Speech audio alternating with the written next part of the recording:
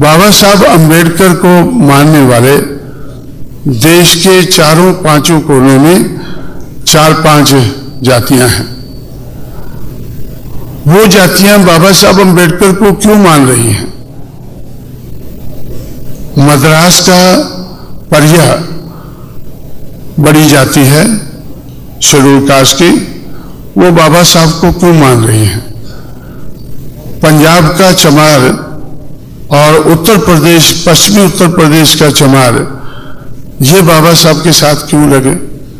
और बंगाल के चंडाल बाबा साहब के साथ क्यों लगे?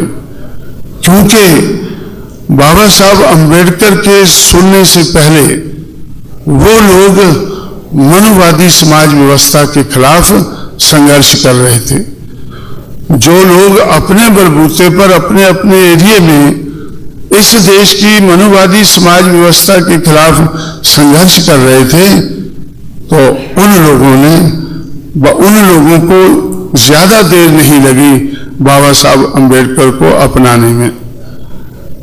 पंजाब के चमार, पश्चिमी उत्तर प्रदेश के चमार और बंगाल के चंडाल और मद्रास के चारों तरफ के एरिया के परिया, ये लोग अपने अपने क्षेत्र में मनुवाद के खिलाफ संघर्ष कर रहे थे।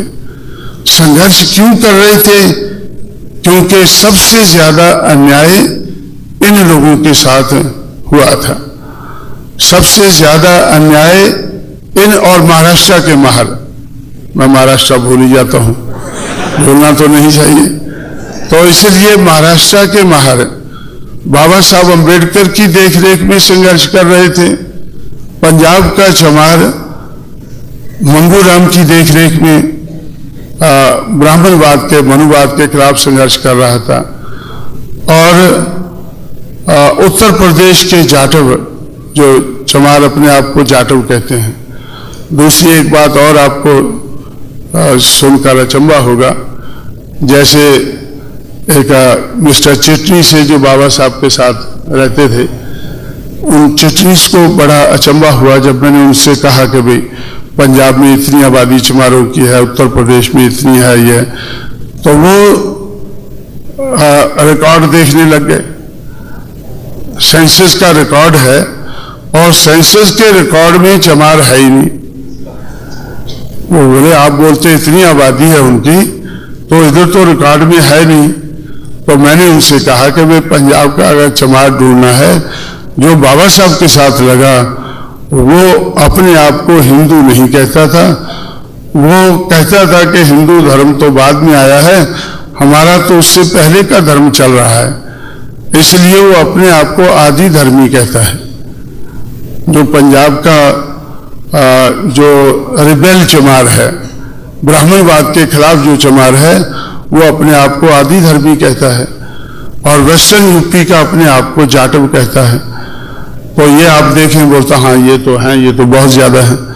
तो ये लोग और चंडाल लोग बाबा साहब के साथ क्यों लगे? क्योंकि जब महात्मा फुले का संघर्ष महाराष्ट्र में शुरू हुआ, तो लगभग उसी समय पे हरिचंद्र ठाकुर ने, एक चंडाल ने बंगाल में संघर्ष शुरू किया। उसके बाद गुरुचंद ठाकुर ने 1937 में उनकी डेथ हुई, तो 20वीं सदी के शुरू में तो उन्होंने बड़ा भारी संघर्ष किया और सबकी भाषा लगभग एक ही जैसी थी।